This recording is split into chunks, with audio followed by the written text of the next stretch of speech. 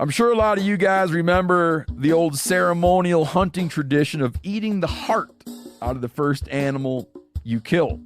Meat from those organs are among the most nutrient-rich foods on the planet.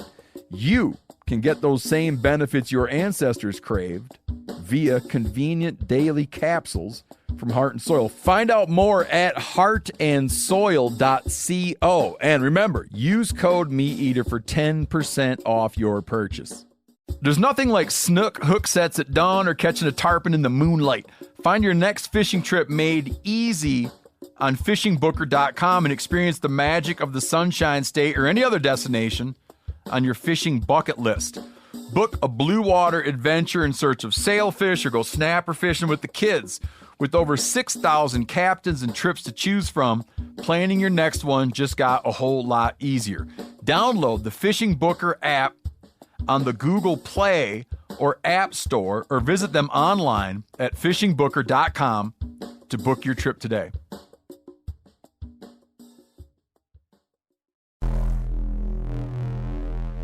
Welcome to the Wired to Hunt podcast, your home for deer hunting news, stories, and strategies. And now, your host, Mark Kenyon. Welcome to the Wired to Hunt podcast. I'm your host, Mark Kenyon, and this is episode number 226.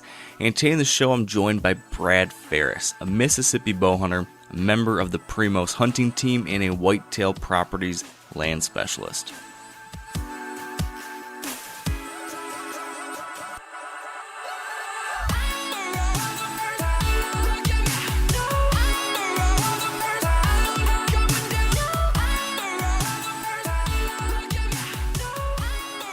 All right, before we get into the show, we need to thank Lacrosse Boots for their support of this episode of the podcast. And Lacrosse is an easy company for me to talk about here on the podcast because I've personally been using their product for coming up on 2 decades now. So, it's not a stretch at all for me to recommend them to you.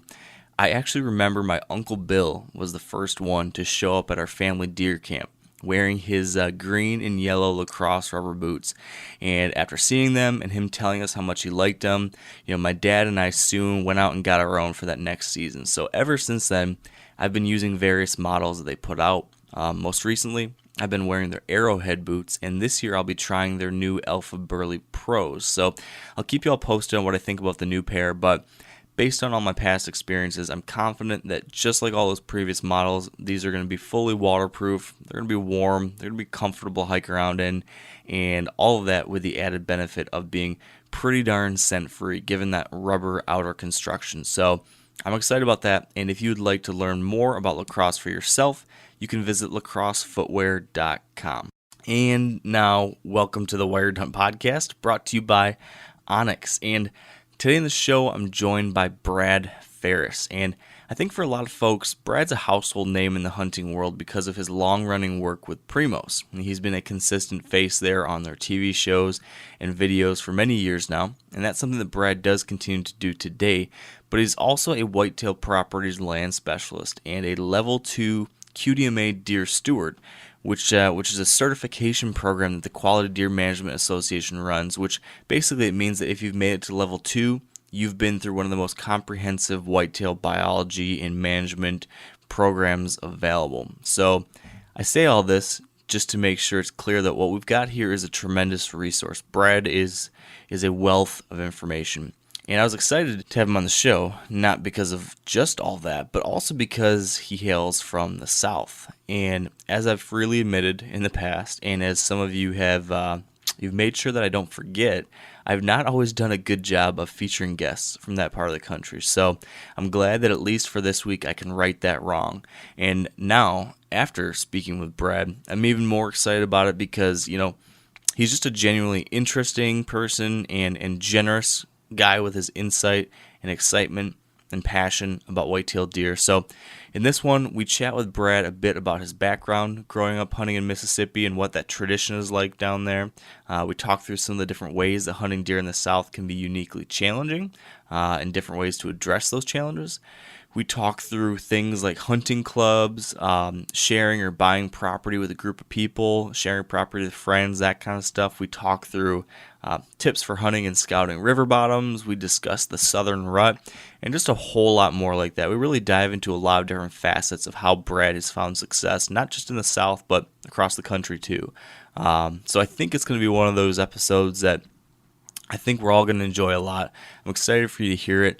We don't have Dan with us today for the pregame show, so we're going to be able to get right into the episode here in just a second. But I do want to give a couple quick little plugs since we have a touch of extra time here. And the first thing here is that way back on episode 218 of the podcast, my buddy Andy May was on the show with us, you might remember. And during that conversation, he shared some thoughts and ideas for dealing with target panic. We got a lot of great feedback on that. People had more questions. People wanted to see some things. So what me and Andy decided to do was actually put together a couple of videos that better explain and illustrate some of the concepts that he discussed. So if you're interested in that, those videos are now out there on the Wired Hunt YouTube channel. We've got one where Andy's explaining, what target panic is and how to diagnose it. We have another video where we show ways to eliminate target panic by using an unanticipated release and how you can achieve that with a number of different actual releases. So index finger release, hinge style release, a thumb button release. And then there'll be a video coming out here. It should be out by the time you're listening to this, which goes through some drills that you can use while you're practicing at home to really hammer all this stuff. So definitely check out those videos if you're interested in that concept, that issue. And we've got many other weekly video blogs that I've been posting over there, all on the Wired Hunt YouTube channel. So if you're not subscribed to that, please do so. Because again, this fall, there's going to be a lot of content on there. I'm going to be getting some more help on the video side of things, which is something I've been needing for a while, and I think that's going to lead to much better content. So I'm excited about that.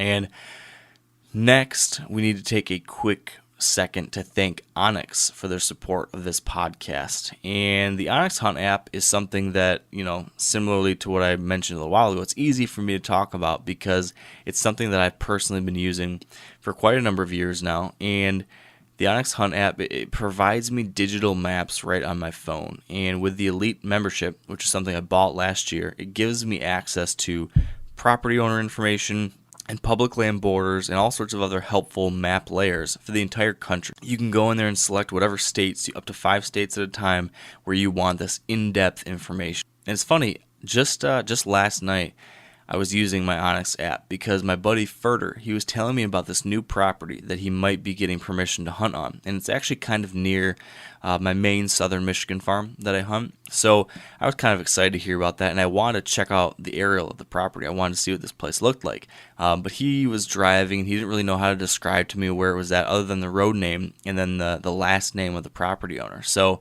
he told me he'd send me a screenshot later when he got done driving, but I'm an impatient person. So I pulled up my Onyx app last night. I started slowly panning along this road he mentioned, and I was just looking at all the property owner names and trying to match up to find this place he's talking about hunting. And I kept going until I actually found the place, was able to see the parcel boundaries, was able to see the aerial view of the place. I could see the topo lines. I could see, I could see the swamps. I could see the crop fields and the timber and everything like that. Basically everything I needed to analyze the property and be able to say, hey, yeah, Furter, you should try to hunt this place. Definitely try and nail down that permission because it looks pretty nice.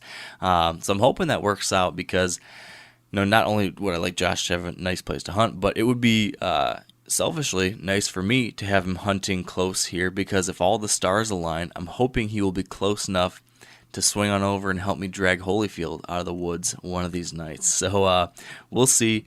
I digress, though. I guess my point here is that I'm personally finding the Onyx Hunt app to be a very handy tool. And if you'd like to check it out for yourself, you can visit onyxmaps.com or head to the mobile phone app store of your choice. And now, let's get this show on the road. All right, with me now on the line is Brad Farris. Welcome to the show, Brad. Yeah, thanks, Mark. I appreciate you giving me the opportunity to come visit with you and talk to things that we all enjoy, which is obviously whitetail deer and all portions of it. Yes, yeah. I've never had a bad day when I get to talk about deer hunting. That just it's always a good thing. So I understand you've been pretty busy lately, though. How are you doing? Well, we're doing good. I still do a lot of work with Primos hunting. I started working there, I guess, in the mid-'90s, and I don't have any day-to-day work there as I used to do, because now with whitetail properties, just selling land and farms and hunting land is my everyday job. But I still work on the TV show with Will, Jimmy, and myself, and the other Primos guys, Troy, Lake, and Jordan. So still get to do some of the fun stuff with those guys and talk hunting property every day. So that's kind of my daily routine now. Yeah, that is not a bad day-to-day routine right there. I think a lot of guys would love that. What Look, I've been so fortunate and blessed. I pinch myself every morning to be sure it's a true day.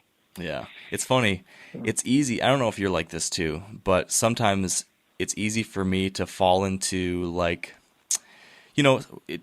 stuff just becomes work eventually, right? No matter how unique or cool it is, eventually it does become work, and you find yourself waking up in the morning, you're like, oh man, I got this thing to do and that thing to do and that thing to do. And then I always need to catch myself, just like you said, I need to pinch myself and say, hey, the stuff that you have to do, you get to hop on a phone and talk about deer. You get to run outside and take some pictures or check a trail camera and share that online. Like my work, you're so blessed to be able to do that. So yeah, I have to always remind myself that we've got it really good and need to be thankful for that, right? Every day, very fortunate. Look, I've got to spend so much time in the outdoors, and I tell people it's funny. I didn't even see a dogwood tree bloom until I was about 25 years old. I'm 49 now, and meaning that a dogwood tree blooming in the spring, I would just walk by it and never realize what a great thing it is. As I got older, you started seeing that thing, and the little things like that in nature started meaning more to me as a outdoors person than anything, And I guess I kind of take that from what you said. It's those little blessings that we have each and every day we got to be thankful for. Yeah, very true. So rewinding real quick right to what you were saying a second ago, I just want to get a little bit better idea of what your world looks like right now. Like you said, you're continuing to contribute on the TV shows with Primos, but on the whitetail property side, where are you operating? It sounds like around Mississippi, that general area. Can you tell us a little bit more about what you're focused on down there and what you're finding? Sure. So Chipper Gibbs, he's my full-time partner with Whitetail Properties, and he and I are licensed in Mississippi, Louisiana, and Arkansas. And our focus every day is recreational land, farmland, timberland, and we have properties that we sell to people and for people from 40 acres to. I got one property right now that's 9,800 acres. So we handle all things recreation, timber, and farm, and that's what we do every day. Now, as far as houses go, I can sell a house just like anybody, but that's not what we do. Our focus is on land and farm and ranch, timber type stuff, just recreational style focus. So we do that in these 3 states down here, and I've helped some guys on some elk ranches out west as well, because as long as you have a real estate license, you can work anywhere with a licensed person in that area. So every day is wake up thinking about, hunting land and just trying to make people's dreams come true, because we're responsible for people really, really lean on us to help them make a purchase of a lifetime. Yeah. And I take that very seriously and not lightly, because misguiding somebody would not be something that I would ever do. Yeah. So. You mentioned you've got a 9,800 acre property for sale. It's just happenstance. I think I ran across this property. Is this the Brandywine Island? It is. It's Brandywine. It's actually even in 2 states. It's in Arkansas and Tennessee. Another whitetail agent, David Pritchard, and I have it listed for the owners, and it is a truly magnificent piece of property. It's just been protected for so many years, and it's like something you would have seen, 30 years ago. It's just that been preserved that much. And it is one incredible deer property, duck and turkey track as well. Yeah, I've been watching a bunch of the different Primos YouTube videos lately, and there's an old one where you guys are hunting this place called Brandywine Island. And so I was watching that, and I'm like, man, this place looks pretty wild. So I just Googled Brandywine Island to try to figure out where this is, and then I saw, it's actually an individual property that is actually being sold right now. So I ended up looking at the listing, and wow, that looks like a absolute dream location. Yeah, that's pretty awesome. So it's kind of funny you mentioned that. It is great. It's just a big place. You don't see that many single-owned properties. Been in that family for like I said, 30 years, and the man that purchased it passed away, and his wife, still the owner now, and she's in her 80s, and she's just kind of ready to pass it on to the next guy. Yeah. And I wish I was that next guy. It's a beautiful place. Yeah. Wow. So let's talk about that general area down there. I mean, if I understand right, you grew up hunting in Mississippi. Is that right? That is correct. Yeah, I grew up in Jackson, Mississippi. I live in a little small town outside of Jackson now called Raymond, and been here my whole life. And we have a place that I hunt on the Mississippi River. It's called Togo Island, that we turned it into a share club, and that's kind of got to be a big thing down here in the South, and even in other parts of the country. Where, let me explain what a share club is, where guys go in, and so it's 12 of us own Togo. You have undivided interest. I bought a share, and other guys, we went in and put this together. And we have rules just like a hunting camp. But you take a big property like that, it's very few people can buy it on their own. So it's been done enough and been somewhat perfected where it just really, really works great because our place is 7,200 acres, which is extremely big for a southern property. But you can imagine one guy biting that bullet, that's a pretty big step. But you get 10 or 12 guys, and it's really an attainable position for most people. Yeah. And it's just a deer factory down there. That's one of the things that seems very unique compared to like where I'm hunting up in Michigan. It seems like down in the southern part of the U.S., there's a lot of these hunting clubs, or it sounds like a share club where you actually share property. That's something I've never experienced, where you might share property with that many people that all know each other and are kind of working together a little bit. What's that like, sharing a property like that with people that are all kind of have a vested interest in it? Anything that you have to uniquely think about when planning your hunts, or when actually figuring out management plans, or if someone was going to get into something like this themselves that they should be aware of before diving in? Yeah, and it's really easy to do. So say you take yourself and four buddies up in your part of the country, and say you wanted to, and it's 1,000 acres in the South to me is not near as big as 1,000 acres, say, in the Midwest. It hunts different here. You need more land here to manage deer herds to a mature age than I think you do in the Midwest. But the biggest thing is you got to have an operating agreement. You got to put that together. You got to have a set of rules. And, it's not like owning your own place. You do have to have rules to go by, and everybody has to adhere to them. Like, we have a board of managers that makes the day-to-day decision on how we operate. We pay a yearly dues that operates the club, pays, for the food plots, pays for the equipment, and just the day-to-day operation. The biggest thing I would tell somebody starting one, the people are the key to it.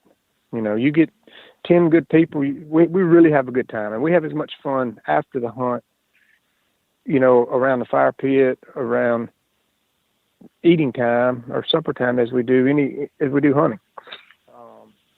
So the biggest thing is finding people that can get along with each other. We do not sell a share to anybody unless they come spend a couple weekends hunting with us. And, we want them to like us as well. So it's just instead of just taking somebody with a check, we want to get to know them before we let them in the, as a partner. and we feel like it's important that they get to know us. Yeah. And it can really work good. It just takes some time and effort, but it's a great way for 4, 5, or 6 people to go in and buy a nice sized property and be able to afford it and manage it. So this is something I was just going to say, this is something I've thought about a lot, going in on a property with a group of friends, because to your point, it can be hard to afford a big property on your own, but if you get a group together, pool your money, share the place. But then at the same time, there's always that lingering worry in the back, what if someone can't pull their own, or what if something goes wrong handful of years into it? Like, is there anything, if you're actually going to buy into a place like this with friends, from being a realtor yourself, like from the actual setting up the purchase agreement, or how you set that up, or any kind of safety mechanisms that you put in place to make sure you're protected if someone goes off the deep end, or if someone all of a sudden can't pay their share anymore, or anything on that front, like if we're actually going to buy property with a couple friends or something that we should be thinking about? Well, so the way most of them are set up is you have like a company, say like a land company. And the way we do ours is you can buy into the land company, but that does not give you rights, recreational rights on the property, meaning you own a part of that as an investment. We could never take that away from you, but we have it set up where if somebody falls off the deep end for whatever, 5 years from now, gets in trouble, whatever that may be, we can actually force them out of the recreational rights that's in the operating agreement that they signed from day one. Now all we can do is buy them out of the company side of it. But we do have checks and balances set up to actually, remove somebody from the recreational side in case that happens. And unfortunately, that's the unfun part of it, but that's something that has to be done to protect everybody's interest. Yeah. It's just a simple operating agreement that an attorney can do. And, but it definitely has to be there because, things change. 10 years from now is a long time. You just don't never know what could happen. Yeah.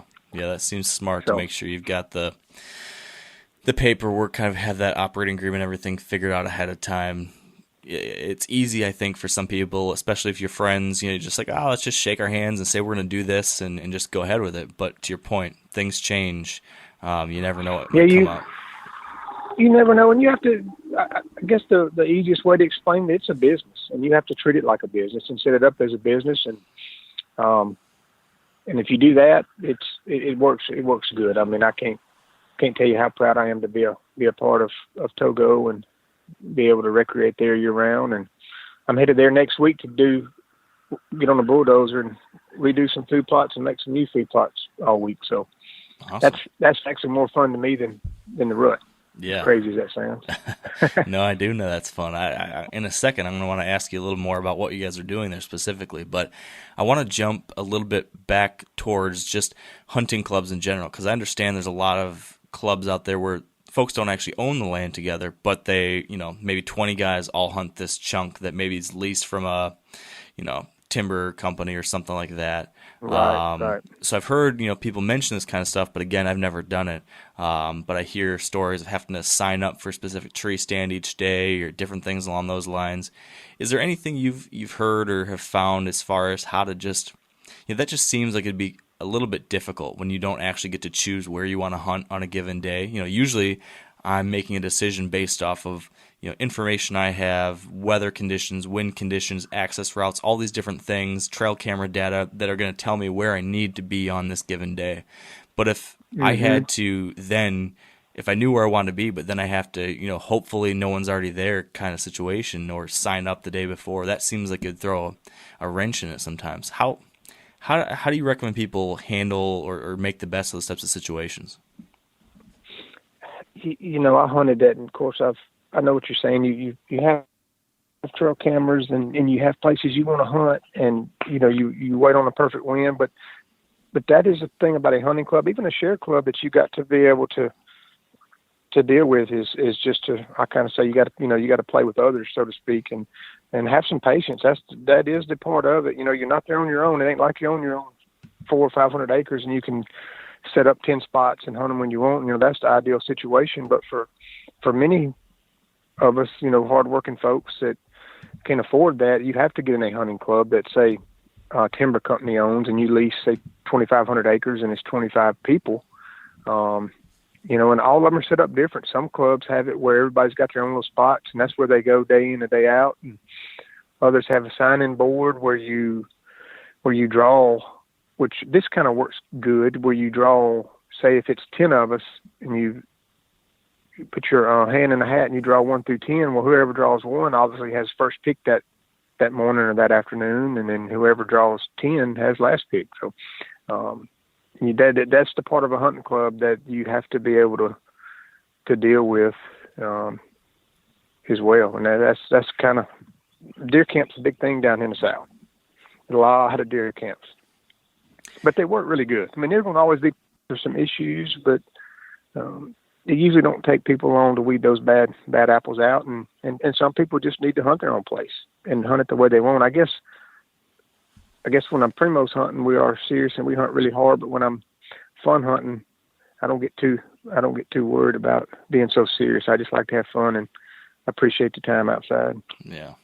You mentioned there's a lot of deer camps. That's a big thing for you guys down there. It seems like there's a really rich tradition down in the southern deer hunting tradition. It seems to be a really unique, really special thing. Can you talk about that a little bit? What makes that so special? When I grew up in a deer camp in Jasper County, which is in the eastern side of Mississippi, and I think one reason there's so many camps like that is because there is a lot of timber company. Timber's a big thing here, and there's a lot of companies that own large tracts of land, and they lease out portions of it to certain clubs, and that's just kind of been that way for years. And that's from east to west, all over the state of Mississippi, Alabama, and even Louisiana too. The same. It's definitely important. Gosh, I can remember as a kid, could not wait to go to deer camp on Friday night. That was like what I lived for. I quit all the sports in the 7th grade because they started interfering with my deer camp time. Mm-hmm. And that was just the most important thing to me, was going to deer camp on Friday night and hunting till Sunday till Sunday afternoon.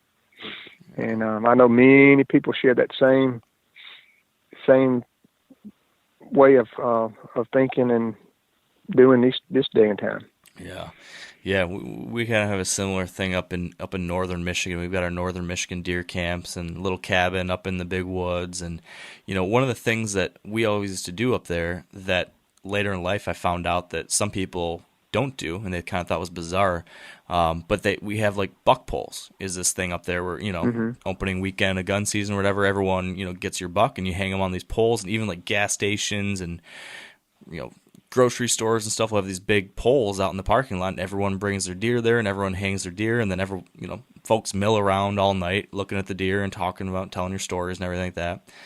That just seemed to be like what you just did, and that was like the coolest thing. But then as an adult later, I talked to people down in, Kentucky or Iowa or wherever, and they're like, you do what? You hang all these deer on a pole? They thought it was kind of bizarre seeing these pictures of 10 deer or 20 deer all lined up like that. Is there anything unique like that? Or anything unique to a southern deer camp that you guys do that maybe we'd see up here and be like, oh, that's kind of different? Nothing like that, like in a community where you take and hang your deer up. But I know at every hunting club, we call them skinning sheds. The skinning shed, like at Cottonmouth, where we do all our Primos stuff, the skinning shed is kind of like the center place where we always congregate and we meet at. We can't wait to get to late morning and then right after dark to see what happens. So our skinning shed, so to speak, is kind of our fun place as a group where we get together and do what you just discussed. But it's just within our group. It's not in a public in town or anything like that. Gotcha. So yeah, skinning shed is an important part of deer camp. Very fun. It's where all the laughs and stories are told. Yeah, the social hub. That is an important part. That's a good way. Yeah. You talked a little bit ago about how 1,000 acres down there doesn't seem to hunt as big as 1,000 acres in the Midwest, maybe. Can you expand on that? I'm kind of curious because again, I haven't hunted down south. I'm always trying to better understand what makes it unique down there. What's unique about that situation? Why do you think that is?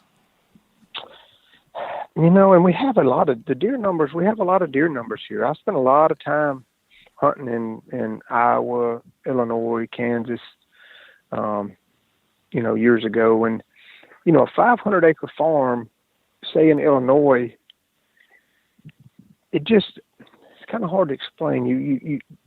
A mature deer, so a 5.5-year-old deer down here, in my experience, does not move like a 5.5-year-old deer in the Midwest. I can remember seeing, just say, 160-inch 5 or 6-year-old deer and hunting him in Illinois and seeing him move every day and trying to figure him out.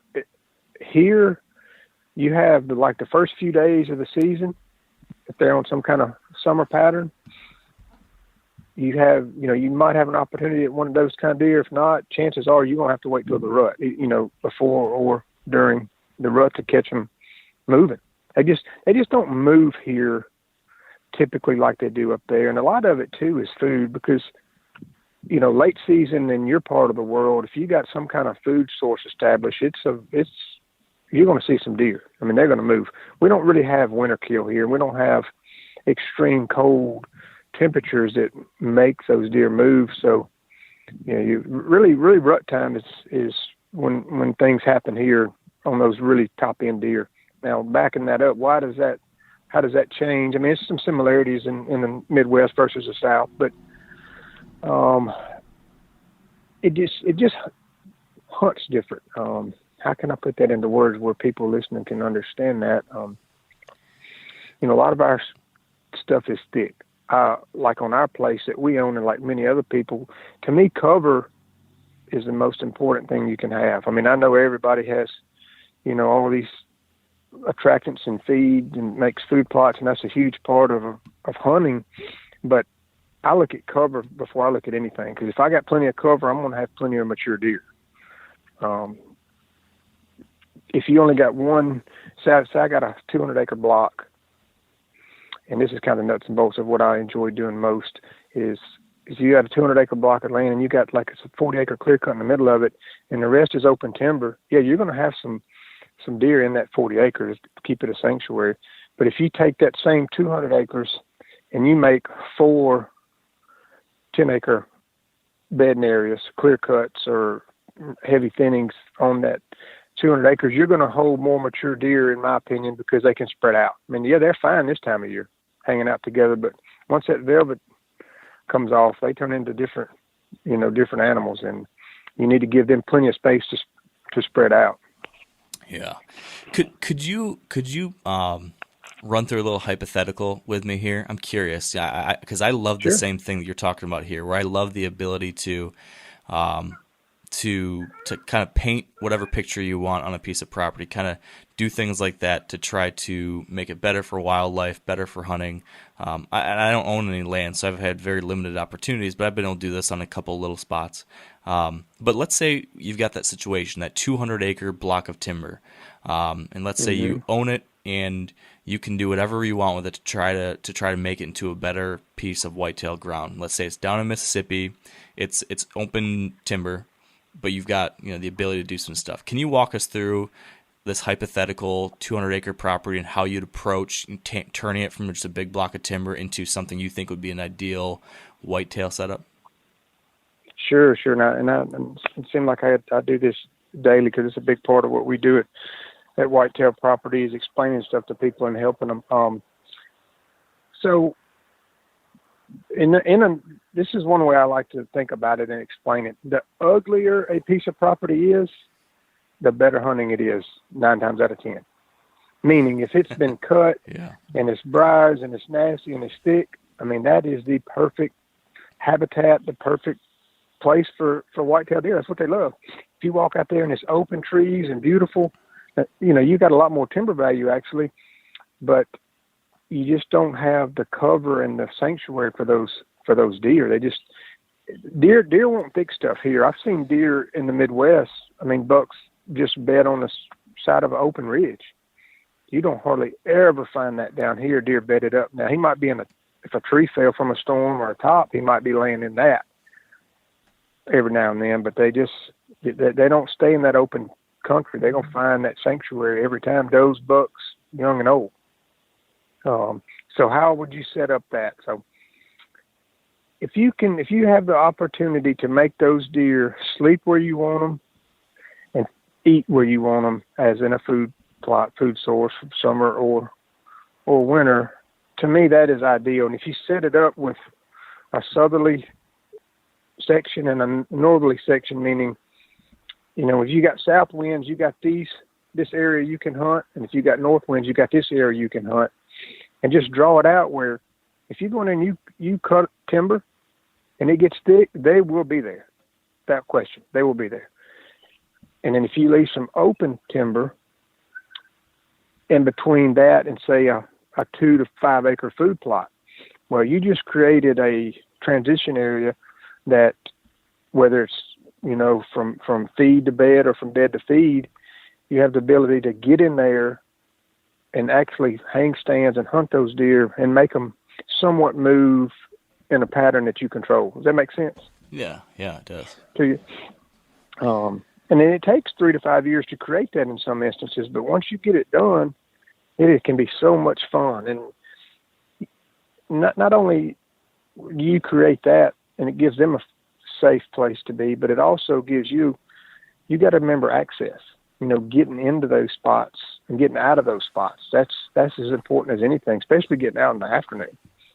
If you got to blow your deer out of a food plot every afternoon, you're putting pressure on them, and that's fine. You're going to see deer, but those older deer they just don't put up with it. Mm-hmm.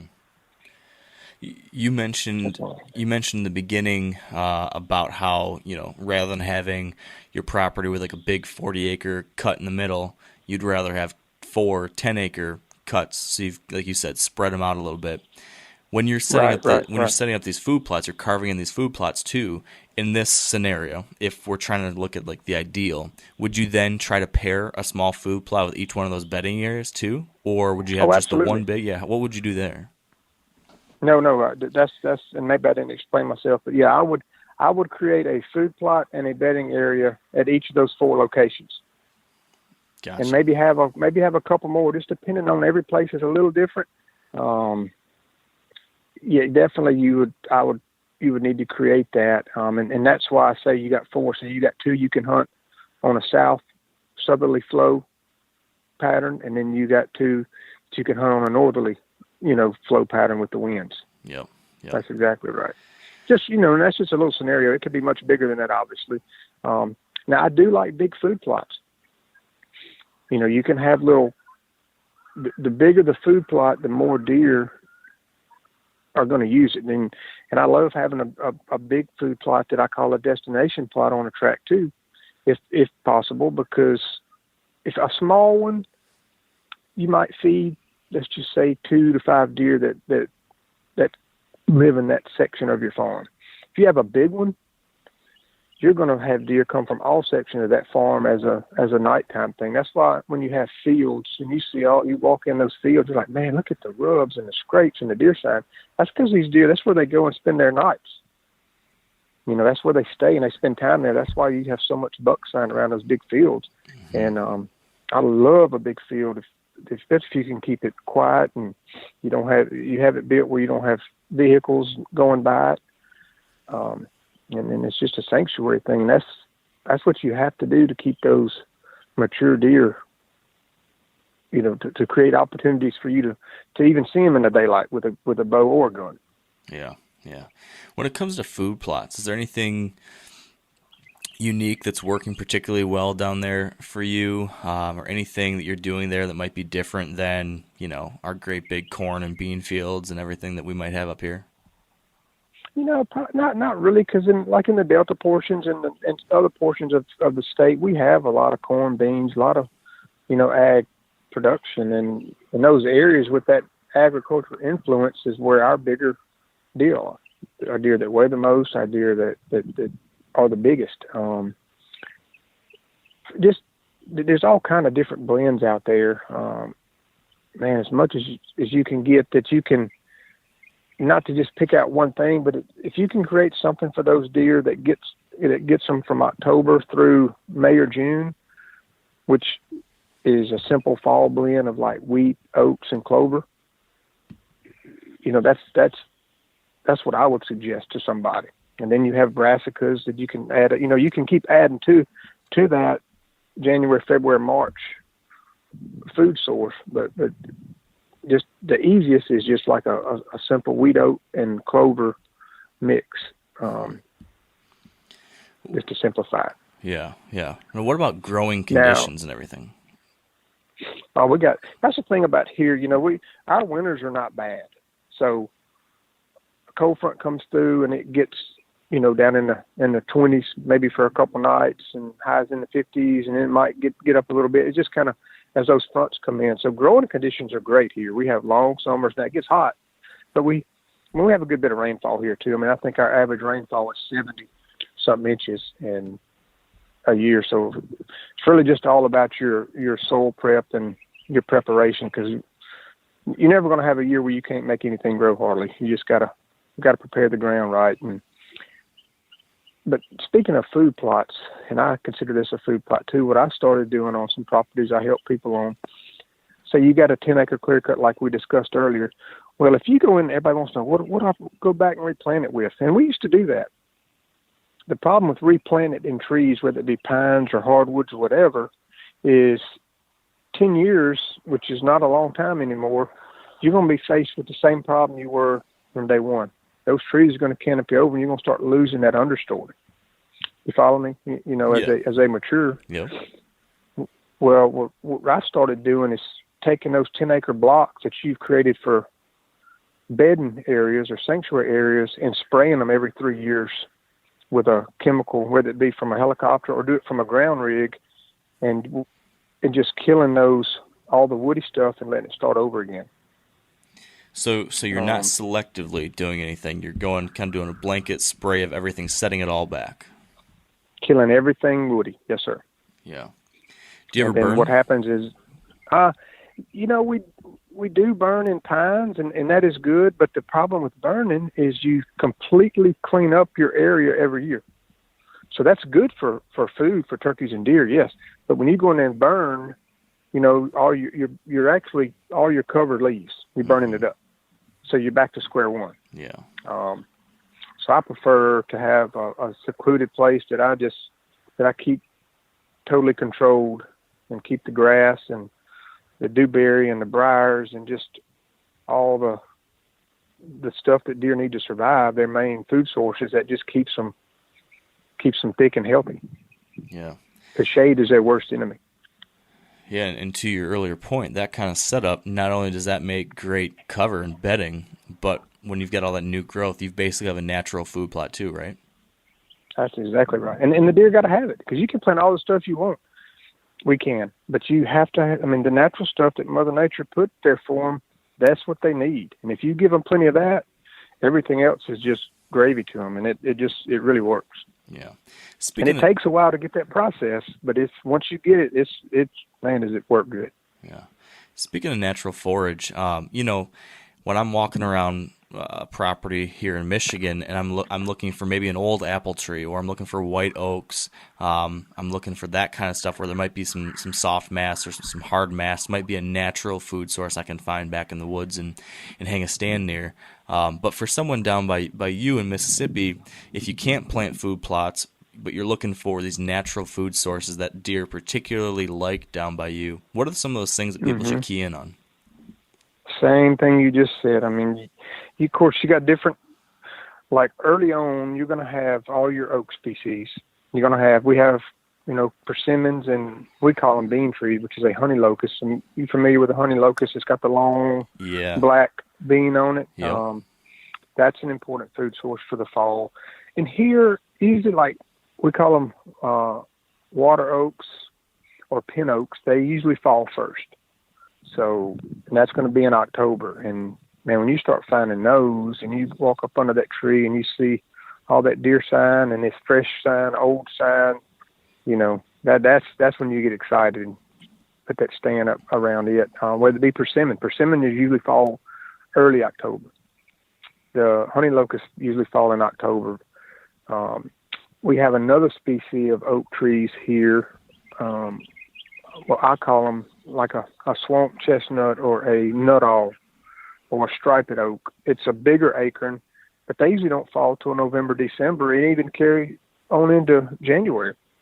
So it's basically the same. It's just in some of our big forests, you in places you'll have so many acorns that it's really hard to key in on any one tree because there might be 100 of them in a bottom.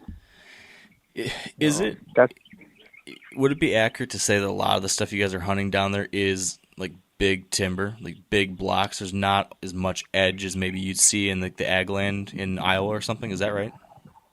Not really. You get in the Mississippi Delta, it's a lot of big, just thousands and thousands of acres of agricultural ground with ditch roads, with little wood lots.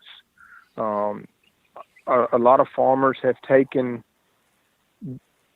their marginal ground, farm ground, and put it into CRP or WRP, which is excellent habitat. Yeah. I'm sure y'all have some of that too. And, some of the best hunting places in Mississippi are WRP or CRP places, because when they plant that stuff, like we just talked about, you have all that natural stuff. It's thick, it holds the deer, there's plenty of food, and it gives them a place to get old. Yeah. That's some of the finest spots.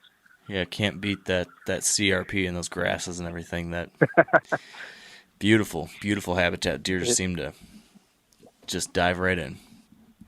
And kind of to your comment, backing up to what we talked about like the 10-acre blocks, really and truly, that's all that I'm trying to create as I explain that. Trying to create that CRP or WRP type scenario just inside a woodlot, and keep it at its prime life cycle. Yeah. For all the plants. Yeah. Do you have, when you're working on something like that on your own property or on a property you're helping someone out with, and you're making these little bedding area type things, do you have like a minimum size? You always try to make sure they at least are this big, or can someone go in there and they've got a chainsaw is all they have and a half a day and they get a half acre or something? Is that worthwhile in your opinion? Or absolutely, and we've done it that way too. I mean, it's not always we have big equipment and stuff to do that or the opportunities to do it, but if you can go in there with a chainsaw, I mean, a couple guys with chainsaws can knock a really good dent in some bedding habitat in a day. If you can go in there and cut stuff. And another popular way is they call it hack and squirt, where you take a hatchet and you go to your local forestry store and you can get a chemical that you can actually spray, cut the bark, spray it, and it'll kill that, to kill that tree and stop it from shading. Yeah. There's several ways to do it, but yeah, a half acre, 1 acre, a quarter acre, any cover is better than none. Yeah. Yeah. In my opinion. Yeah, it seems like, to your point, a tool like a chainsaw or the hack and squirt method or something, it's so much easier than most people think as far as the way you can transform an area. You can take an area that's wide open timber and turn it into just a whitetail mecca by adding that cover.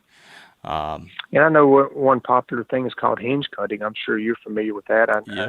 There's a lot of information about hinge cutting out there, and I think it's a wonderful, portion of habitat to create as well. And even if you have a small place, I just can't stress enough how important it is to give those deer cover. Don't ride ATVs through it. Don't walk through it. I have places that once we plant our food plots, that's the last time a gas vehicle is allowed in that section. You either walk in there or you use electric. We want to keep the disturbance at a minimum at all costs after the food plots are planted, in the fall and winter. Yeah. So speaking of, making these bedding areas, back to that side of things, I heard you mention a couple times you use the word sanctuary. What's your take on these sanctuary areas? When you say sanctuary, is that a place that you will never go in, or is that a place that maybe you'll hunt a few times, or how seriously do you take this quote-unquote sanctuary? Well, I wouldn't say I would never hunt there. I would not hunt there until the right time of year. And just keeping it a place where you don't disturb them. And then if I did hunt there, it would just be on the fringes, and it would just have to be the ideal conditions as far as the wind's concerned. It's just, those deer will come and go from there if they're not spooked and they're comfortable. But once you start spooking them, even the old does, I mean, it's just they live there. We're just visitors there most of the time, but that's their home, and you got to. I mean, it might sound silly, but I treat it as their home and try to respect that. So the more comfortable they are, the more fun we're going to have, watching the show. Yeah. If you understand me. Yeah, no, definitely. What when you're going into your hunts, and admittedly, this is like an incredibly high level question. There's 1,000 ways you could go with this, but you just talked about some of the things you're thinking about as far as trying to keep these deer as unpressured as possible, make them feel comfortable, respecting their home. What other things are you doing to accomplish that? So what are some of the ways that you keep pressure low? What are some of the ways that you minimize your impact when you're going in to hunt or manage a property? I think it's obviously a consistent thing between most anyone that has consistent success killing mature bucks is the fact that they are able to somehow create a situation where these deer don't realize that they're being hunted, or at least not as much as they are. How do you go about trying to do that yourself? Well, a lot of it goes back to if you can set up your place that you can get into stands, you can get out of stands. That's your biggest impact is your movement, obviously coming to and from places, and you just have to hunt smart. It's really not that hard, but you got to have some patience and be disciplined enough to where, hey, man, I got this acorn tree. They are killing it. I got trail cam pictures of a shooter there, but the wind's marginal. If I can only hunt my best spot one time, because that's all the conditions will allow me, that's all I'm going to hunt. And I know we got, ozonics, actually, they work great. Scent control works great, but still, if you use that with that discipline of hunting your spots when only their conditions allow it, I think you'll be much more successful. Yeah. Each time. I mean, that's just that discipline part. It's hard too. When you got those trail cameras and you got 2 or 3 nice bucks or shooter bucks, and that's all you can think about is sitting in that tree stand, man, you want to kind of push the envelope sometimes, but I don't. I never do. Yeah. So something I like to talk to all of our different guests about is how they go about making the decision when to strike. So you've got this honey hole that you think is going to be great, but to your point, you don't want to push the envelope too much. You don't want to go too often. You don't want to go too early. What are the factors that help you decide that, yes, today is the day I need to go in? Is it a weather factor? Is it a timing factor? Combination of a whole bunch of stuff? Would love to hear about that for you. Well, typically it's going to be weather. When you got high pressure and you have fronts coming down, you have some consistent winds a lot of times, unless they're right when they first hear, and it's blowing too hard, then they kind of swirl. But here for us, if we have those low pressure days when it's not much wind blowing and it's warm and humid, and we got that southerly flow coming in, those are the worst days. Now, when you got those cool days and you walk outside and it's cool and the wind's crisp, and man, that's when I get excited, because if you think about it, the days that we hunt that is kind of yucky, you don't see many deer those days. But the days that we hunt when it's nice and it feels good, that's when we see most of the deer, in my opinion. And so that's just let the weather dictate it. That's how I feel it's so important to make your decisions on when to go. Don't waste a good spot on a bad day weather-wise. Yeah. Do you give the moon any attention at all? Do you care at all about that?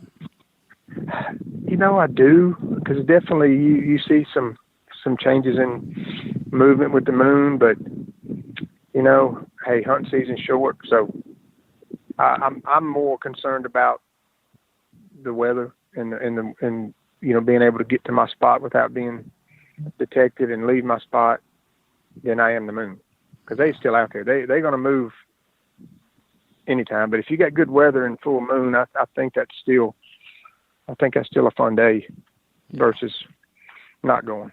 Yeah.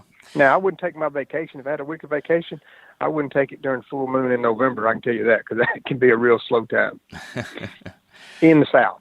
Because our rut's in December here, where the Midwest is mostly November stuff. Yeah. Can you walk us through that a little bit? Because everyone I've ever talked to who hunts down in the South has got a different take on how the rut operates down there, when it's really the best time to focus on. What are you seeing where you hunt as far as the timing of the rut, as far as how you approach it? Is that different at all than what you might do in Illinois or Kansas or something, how you hunt it even? Not really.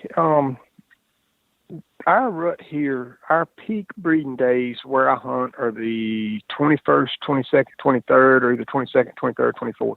And the way I know that is because we've done health checks with the state on several occasions, and what they do, they shoot does, and they do tests on them, and they in February or early March, and then they can count back from the fetus back and know exact day that doe was bred. So that's how I got those.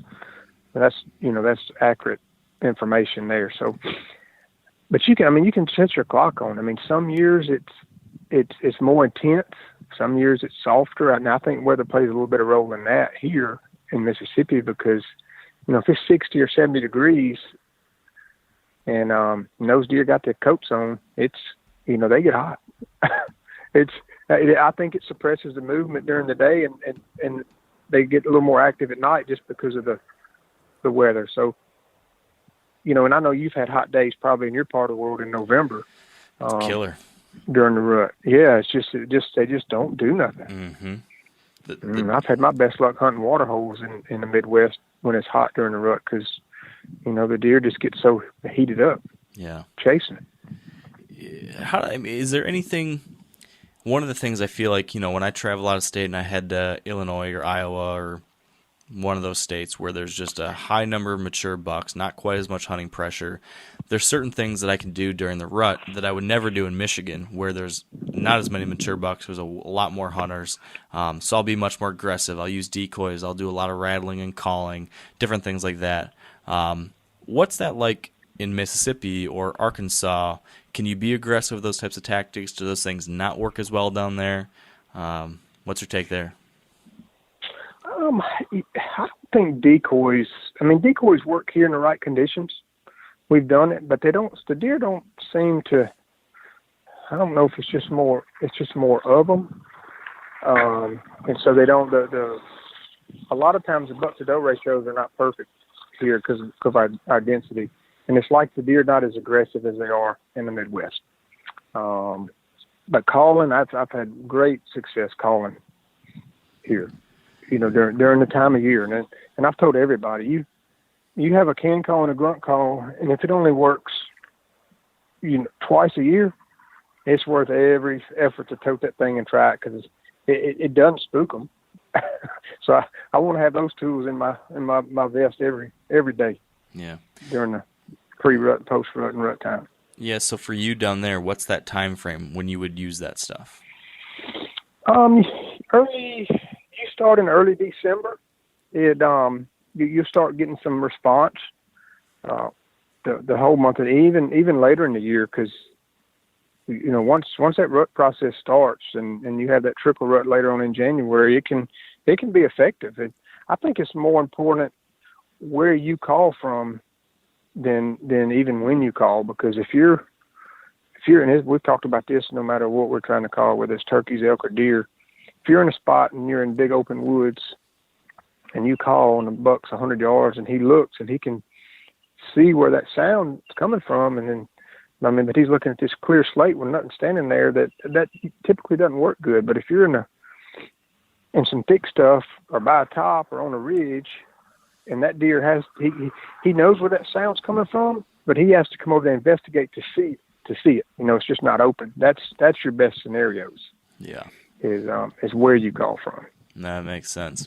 Can you walk us through the actual call sequences or things like that? Like let's say you see a buck and he's off in the distance. Can you walk us through what kind of calls you would use first? What you would when you would stop calling or when you would start calling again, or when would you switch to something else? I'd love to hear like your process there. Gotcha. Yeah. Okay. So one thing we noticed many years ago is if a deer can hear a can call, and if anybody listens not familiar with a can call, we call it the can. You know, Primos makes it, it's just a little bleat can. It makes a little, like a sound of a doe bleating. But when those deer in the seeking, looking phase, and they hear that sound, golly, they come so many times. But it's not a loud sound. And, 15 years ago, before we had the buck roar, you had a regular grunt call. If you tried to do it loud, it would kind of sound like a duck. So that's where we set out to figure out, how can we make a grunt call that's loud? So to be more detailed, so you see one at 100, 150 yards, he's not going to hear that can if he's walking in leaves. And even if he's not, he might not hear it because it's a real soft sound. But if you can grunt at him and get his attention, and then you follow that grunt with that can a time or two, then in his mind, he thinks that's a buck and a doe, or a buck chasing a doe. And she's getting close to being receptive. That's making that sound. And man, if you can create that scenario for a deer that's 100 to 200 yards from you and get him to hear and look your way, man, they come so many times looking. Now, what if you do that? You do your grunt, get his attention, do it a couple times in the can call, and he is not coming in though. He's still standing there looking around, but he hasn't committed. Do you keep going, or do you stop calling now for a ways? What happens next in that scenario? No, I stop. And just give him some time and watch him. Watch his mannerisms. Watch his behavior. And I might, if he's looking, I don't want to keep calling at him. Let him kind of let his curiosity start working. Now, if he doesn't seem real interested, I might do. He knows you're there at that point. And then I might follow it up with a can, another can sound, and maybe a grunt. And it doesn't work all the time. And if it's not working, my last resort would be with a set of rattle horns, just a real quick, like two bucks fighting over a doe, to try to get his attention. And like I said, sometimes you can try all that, and if he's not an aggressive deer, then I don't think it always works. And you got some deer that are aggressive that will run towards you every time they hear that. Mm-hmm. I know some people before calling, they think about the wind direction, because sometimes these bucks will hear a call, but then want to circle downwind of that sound to kind of confirm whether or not it is what it thinks it is. Is that something you worry about at all, or have you seen that at all? Do you factor that in at all? Not really, because I'm hunting my spot based on the scouting and the trail camera information where I think the deer are coming from and going to. And so I guess I never go hunt a spot just to call. If I do, it might be midday with rattling horns on the edge of a cutover or sanctuary type place to try to call them out of that. But you're all right. They are going to try to circle downwind. But I think I have my area figured out wind-wise. So, I just go with it at that point. Gotcha. Now, do you ever, it sounds like maybe you do, because you just mentioned a scenario where I imagine you would do this, but do you ever blind call? Just head in there and... Oh, yeah. Mm-hmm. And with that same scenario, because I like to hunt big stuff where I can't see 100 or 200 yards a lot of times. And so I'll do a grunt and maybe a couple grunts and then one bleat. Just, maybe every 30 minutes or 45 minutes. I'll do that. Okay.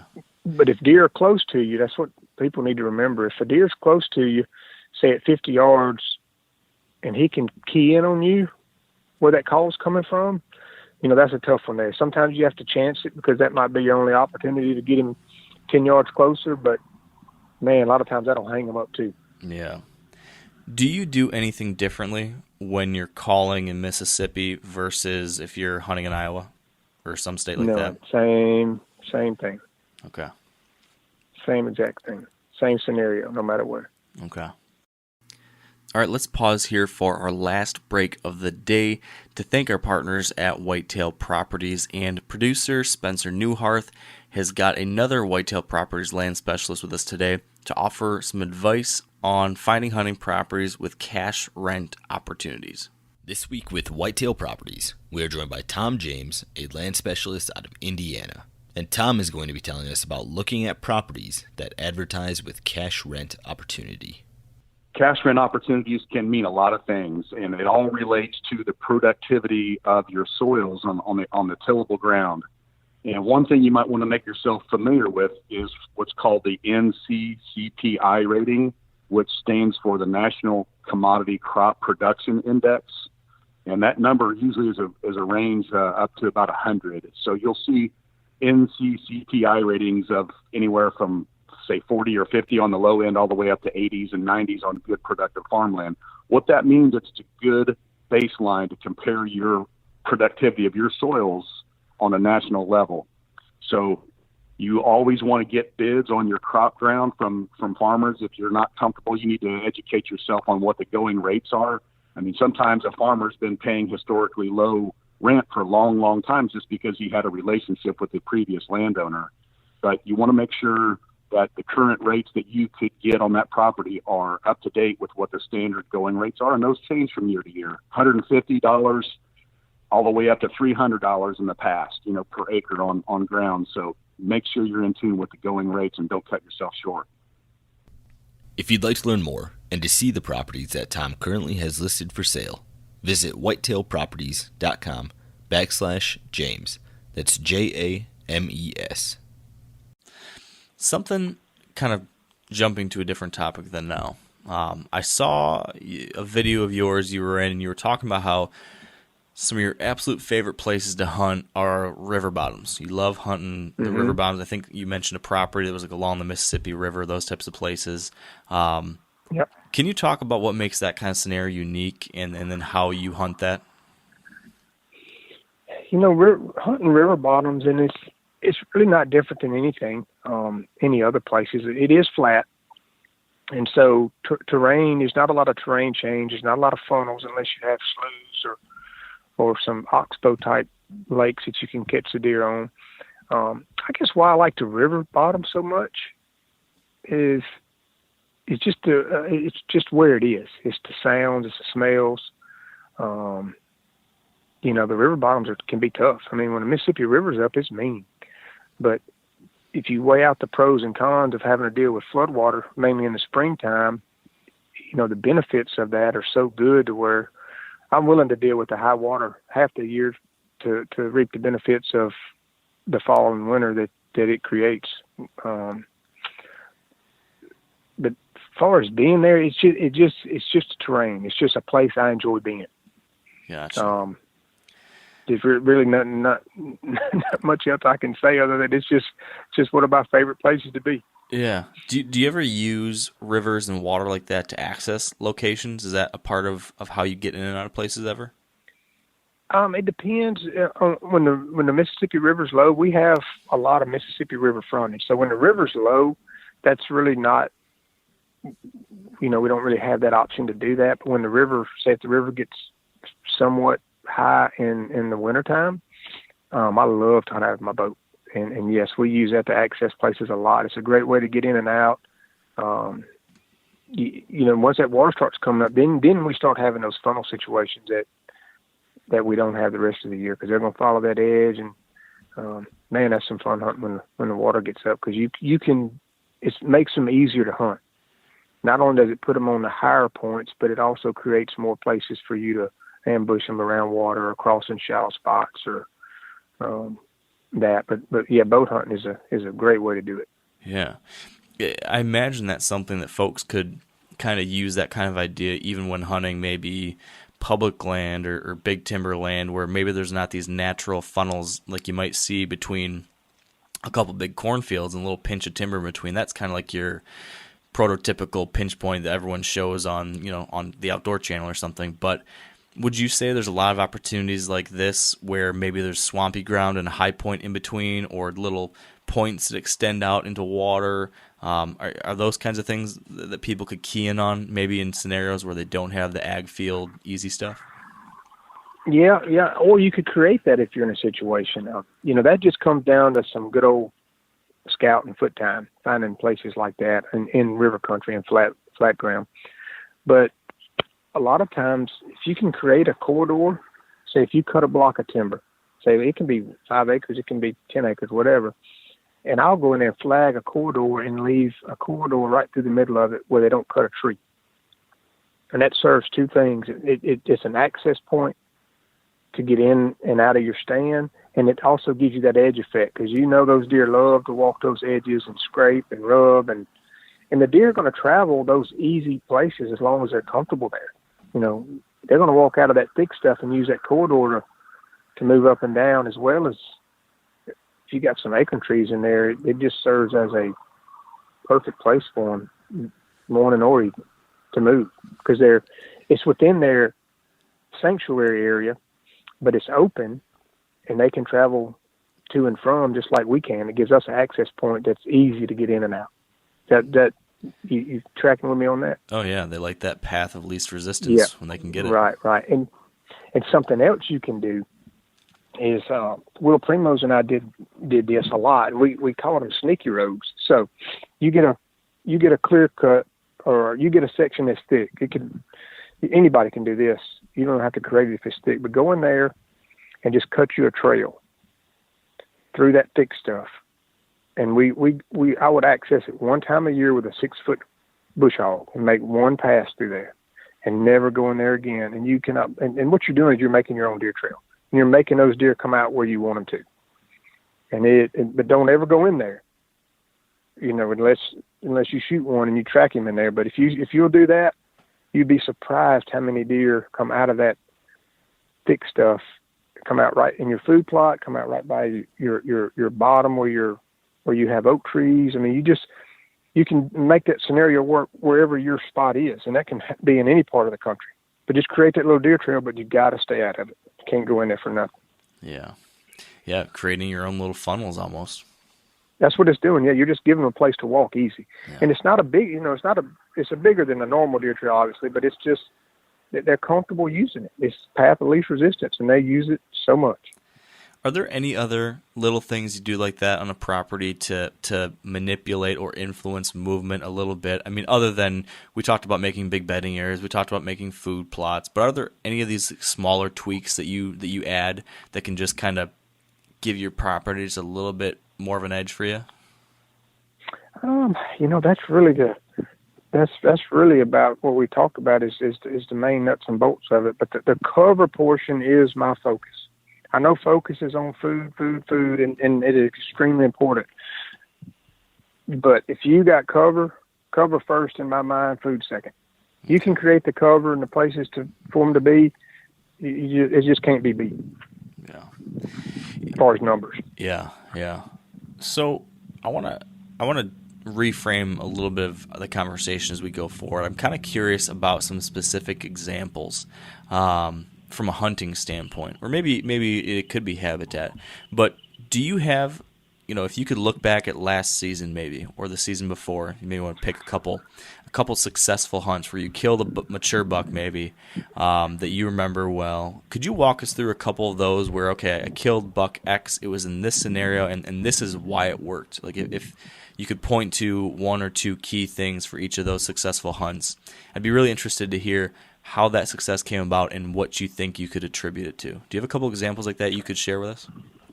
Yeah, I think I have one really, really good one. So 2 years ago, I found this nutall, or striped oak as we call them, nutall tree. This is at Cottonmouth at our Primos place. And I actually shot a doe, and I was trailing that doe, and I found this tree. I had no idea it was there.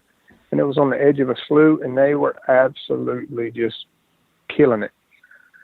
So I got a slough here. I got the tree, 15 yards off the slough. But the problem is there was no places to put a tree stand. And I wanted to be able to, I had to hunt on a north wind up against the water.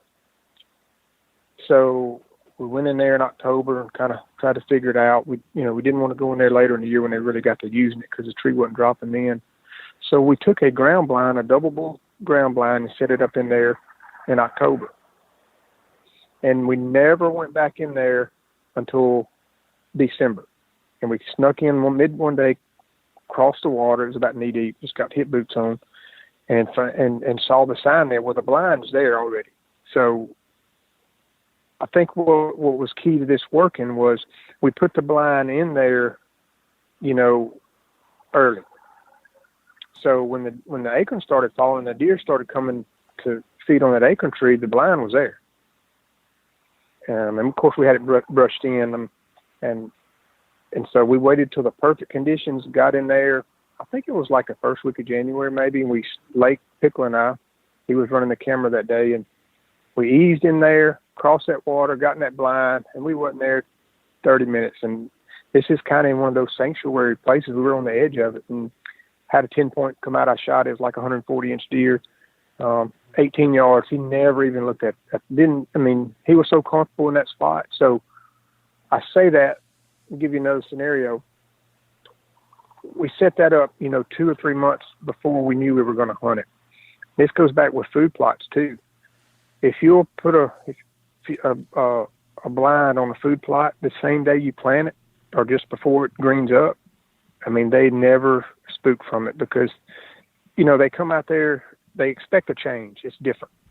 They knew something went on there, but when it starts greening up and they come out there to feed, and your blind's already there, your stand or whatever, then they don't think twice about it.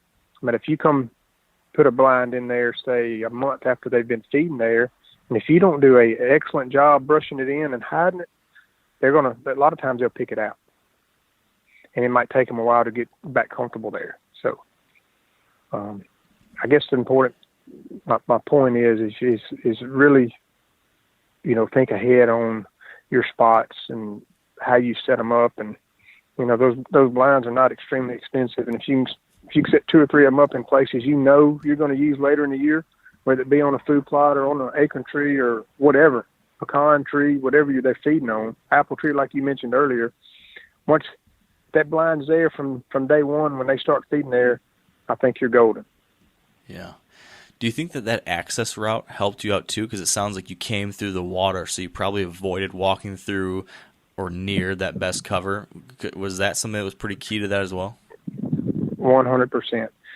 Because if you think about it, if you're walking into a place and you jump a deer, that can really be a domino effect in a lot of ways. One deer gets up another deer gets up another deer, and before you know it, you just disrupted the whole thing. And you put them on alert, and chances are they're not coming back that way that afternoon. So you definitely, your routes that you get to your stand, you want it to be at least obtrusive as possible. Yeah. You mentioned you were in there walking around. You spotted this tree, this oak tree. You were scouting, I'm assuming, in some way. Could you? I guess what am I trying to say here? When you scout a new property, or maybe even it's a property you've hunted in the past, but you're there again, is there anything you're doing or anything you're looking for specifically that's unique compared to like the cookie cutter scouting that we hear about? Most people walk, they look for rubs, they look for scrapes, they look for sign. Is there anything more than that you're focusing on, or unique that you've picked up over the years as something important to key in on? Yes, and I'm gonna go back to pretty much. I'm a broken record on this. Cover. Because if I find the cover, I'm gonna find the deer. Then I can find where they go from there. I might find the biggest, prettiest oak tree in the woods that's got a ton of deer sign, and put a camera on it, and you'd be like, man, they're killing this tree, but most of it's at night. Well, chances are, that tree is a long way from where those deer are living. Yeah. And so I want to find their home turf first. Once I figure that out, it kind of falls into place with trails and that kind of thing. Yeah. So if you find a great patch of cover, you identify, okay, yeah, this is a home base for a doe family group or some bucks or something. What do you do from that point? Do you just identify, okay, here's cover, and you mark it mentally in your head, or do you then dive in there and look for specific beds, or are you trying to identify each trail that comes out of there, or are you planning stand locations around the edges? I'm just kind of curious where your head goes after that point. Yes, trails and edges. Never would I go in there. Not if I'm just traveling to a new place. Now, maybe in February or March, I would love to go in there after the season and figure out what's going on for the next year. But if it's, say, October, and ooh, man, there's a lot of deer sign here. I want to figure out the trails, and I want to start hunting the edges. Yeah. and not be too aggressive to start with. If a guy only has 2 days a week to hunt, he may need to be a little more aggressive because he just don't have the time. But if he's got a week to hunt or 2 weeks to hunt, spend a day or two on the edges and try to figure out what's going on, and then get aggressive if your time allows for that. Yeah. So walk me through that kind of process too. Let's say, because it seems like you travel quite a bit to hunt, and when you start on a new property, you kind of gave us a very high level there of how maybe start on the edge and work your way in. But could you give us a little more detail of what your hunting approach might be if you showed up on a new property, you've got 1 week, let's say you got 7 days to hunt it. Could you walk us through like a hypothetical of how you might start and then how that might evolve through that 7-day period? Mm-hmm. Well, I'd drive through it obviously first, and of course with all the mapping products that are out there today, you can do so much before you ever even get to that property. You can almost know that property before you even get there to hunt. And I'll try to identify a couple places that I think may be good for them, may be good for winds, and try to take it easy. And another thing I don't like to do is hunt in a bottom.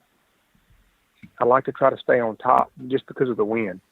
I've had so many tough hunts where when you're down low, that wind just swirls so bad, but if you're on top of a ridge, it usually stays pretty consistent.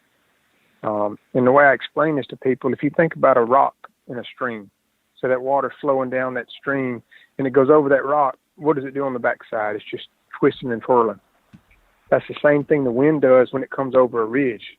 And it just twists over that ridge, and it's real hard to get consistent wind in a bottom. And I experience that much more in your part of the world and in the Midwest than I have here in the South. But there is some places in the South that you got to be careful too. So I keep that in mind. I'm looking for high ridges. I'm looking for cover, and many times you can just look at the trails and figure out what's going on. And if you're hunting the rut, I'm looking for the most number of does and looking for the highest concentration of deer on that property, and that's where I want to key in on. But if you only have 7 days to hunt, you really don't have a lot of time to put trail cameras out and try to find a target buck that you would if you were hunting this place all year. So, yeah, just think about the wind, the cover, and the highest concentration of deer would be my first focus. Okay, and you mentioned cameras. In a scenario like that, you might not have as much time. But what's your typical camera process? Do you use those just to identify, an inventory of deer in the area, or are you big on actually using them to try to pattern deer in some way, or what's the way you use that tool? I think it's a combination of both. We're getting our deer using this area in daylight. Is there a mature deer here? Is he in daylight? Because you put 5 cameras out, most of the time you're going to have 1 or 2 bucks. You're like, man, them deer are coming out here in daylight, and these other spots I'm not getting any pictures except in the dark. And I think that again refers back to where you're getting close to their home turf, and if I can get as close to where they're living without disturbing them, I think you're money ahead every time, because if they move late in the evenings, I want to be as close as I can be to them without intruding on them, because they might not move to that destination field that's a half mile from where they sleep or a quarter mile from where they sleep and not get there till dark. So if I can get as close to that as possible, if I can identify where that deer is in the daylight, then that's where I want to try to be. Yeah. To catch that daylight movement. Now during the rut, they might be on their feet all day. Yeah. So I'm kind of referring to early season or a little pre-rut stuff, actually. Yeah. What kind of places do you like to set your cameras up on to learn some of this stuff? It just depends. Usually a food source is a good source, the edge of a field, catching those deer. And if you can create those little sneaky roads I mentioned earlier, or those corridors, or you do have a funnel at the end of a lake where they're crossing at the end of a slough, a natural corridor. I try to just put them in places like that, just where I think, where deer move frequent. Yeah. Yeah. Mainly food, I guess, is what we all focus on, probably. Okay. So I feel like we need to wrap this one up here in a little bit. I don't want to keep you too long, Brad, but I've got a couple more questions here that are a little bit different direction. But if you were to have like your best hunting buddies sit down here with us, if you and your best hunting buddies and we were all sitting down here talking about deer, if I were to ask them what it is that Brad does best, or what makes Brad a successful deer hunter, if you had to guess what your best hunting buddies would say about you, what you think they would point a finger at, what do you think they would point to as your kind of unique superpower, or whatever it might be that makes it work for you? Oh, that's a good question. I'm not good at talking about myself. Well, this is your buddies. That your buddies are talking about you, Brad. I don't know if my buddy, they would probably say stuff that I couldn't say right here. You know how buddies do, right? Yeah, you know, if you're a true buddy, you can say anything to your buddy. Uh-huh. And yeah, we give each other a hard time. But I guess probably one thing that I'm probably most proud of is just being able to anticipation, like we've been talking about. Create that spot, scout, spend plenty of time scouting after the season, February, March. I'm usually the only one scouting our place in. Everybody else is tired of hunting. And that's when I find out probably the most information that I store away for the next year. But I think anticipating, being able to figure out and be patient about it is I think one thing that helps me the most. Yeah. That seems to be, if there's any one thing I could point to that across 99% of the people I've talked to most of the best deer hunters across the entire country over the last 4 years, almost every one of them can point to that as a key thing they focus on is scouting, yeah. Really focusing on learning your property, learning these deer. A lot of people prioritize scouting over actually hunting in many cases. So that doesn't surprise me. That's something that you do well. Now, one motto I have that I live by, hunting wise, is I'd rather spend a little time in a good place than a lot of time in a bad place. Yeah. And I always know there's a better place. Yeah. Now I might not be able to go find it this hunting season, but I'm gonna figure it out after the season, and I'm gonna be ready for that the next year. Yeah. That's so you got to be able to do that, and it doesn't work for everybody based on their time and what they do, and you might have to get a little more aggressive. But man, if you can, but hey, how much fun is it to? That's what I like about deer so much is it's turned into almost a year-round sport for us. Mm-hmm. Oh, and you know, and that's I think that's what all us deer hunters share in common is it is a year-round sport. We're finding sheds, we're scouting in February, March, getting our summer stuff ready in May and June, and start putting cameras out in July, seeing how big the bucks are going to be this year. Who doesn't love that? Getting their first buck pictures of the year. I mean, it's Christmas morning right there. It is. We're like a bunch of kids. Yep. And it's just love. I'm like I said, I'm going to my camp. Spend next week there on the dozer, doing some plots that I figured out last winter that I had to wait till I could create them to do some changing of them now. And then we got vetch planted in soybeans, and we got cameras out on some mineral licks. So yeah, I got a fun week. It's as much fun. It's like opening week for me. Yeah. In a sense. The process, the projects and the process are the process, yeah. Man, we loved. And I think some of the best hunters I know that you've never even seen them on TV. None of us have, because they're just good, hardworking, love to hunt, and they're private. But their biggest thing is they spend the time figuring stuff out. Yeah. They spend way more time figuring out where that tree is than they do just sitting in that tree. Mm-hmm.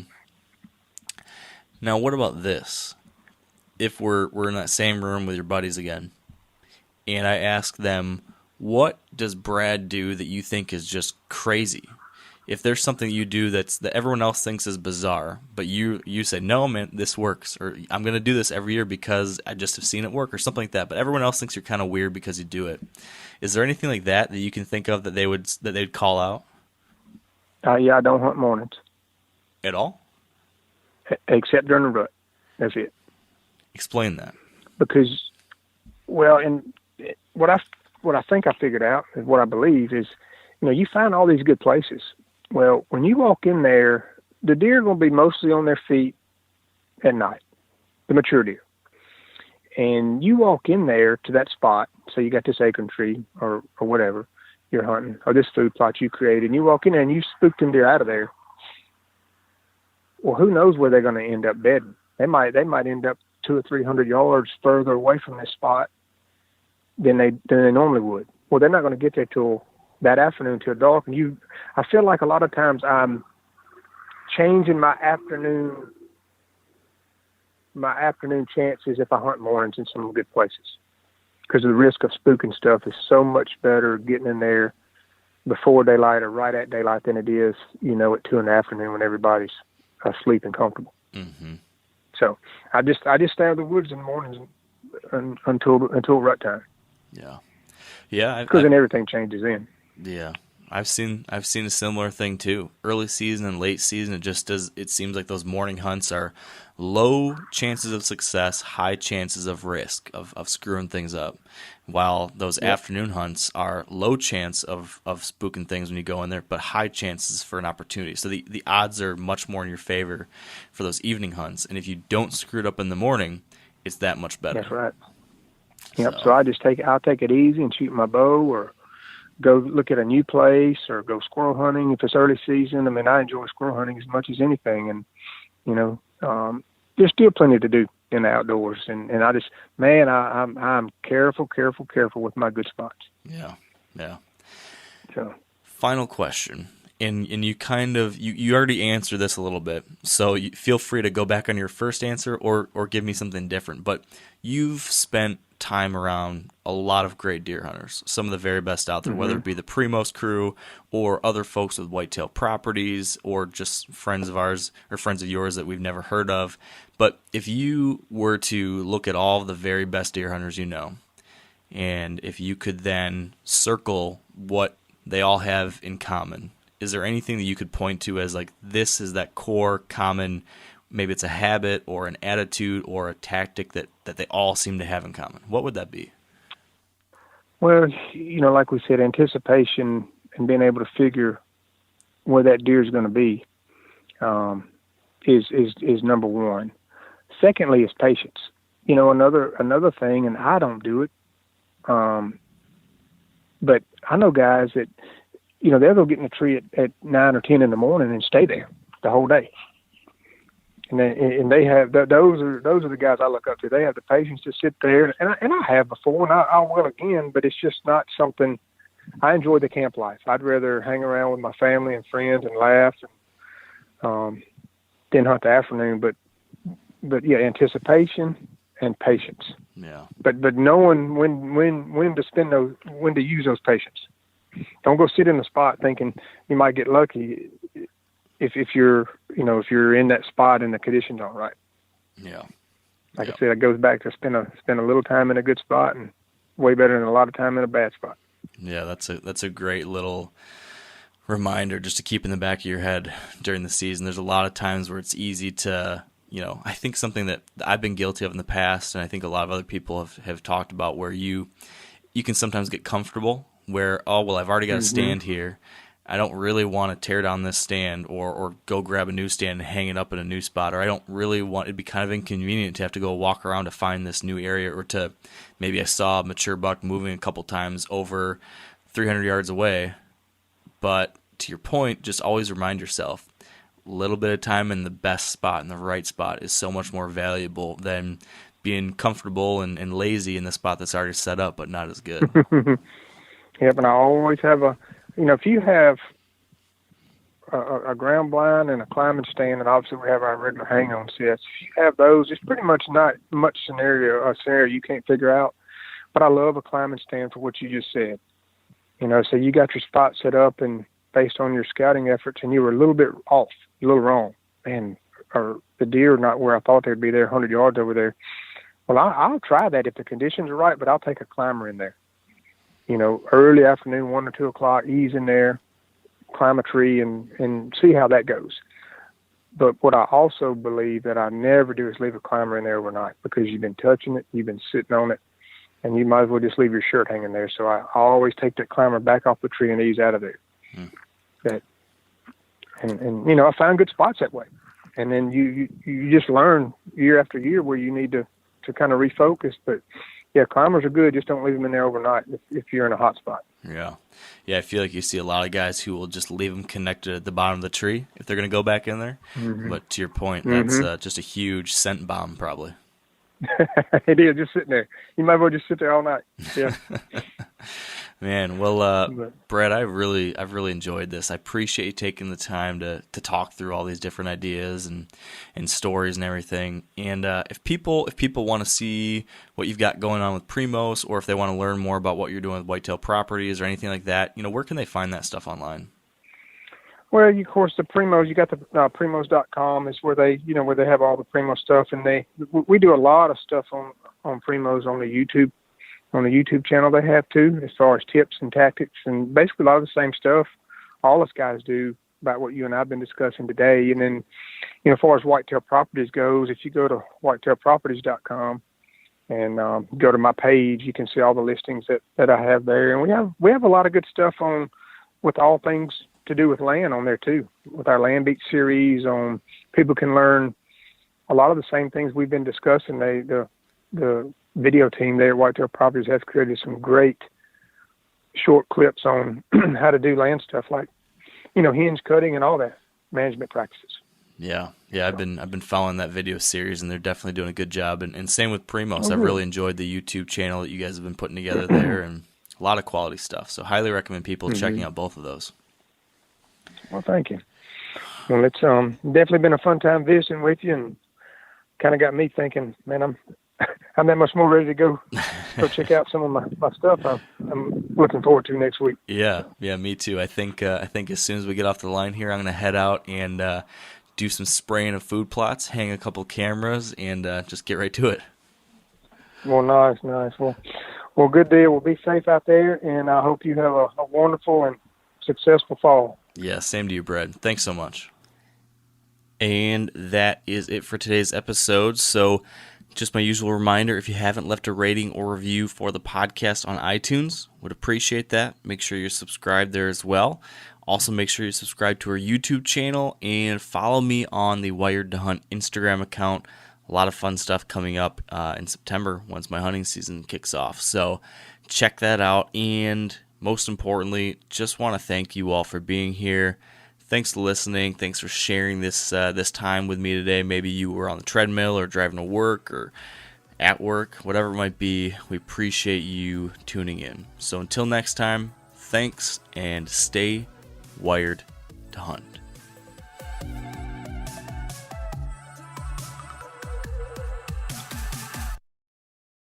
I'm sure a lot of you guys remember the old ceremonial hunting tradition of eating the heart out of the first animal you kill.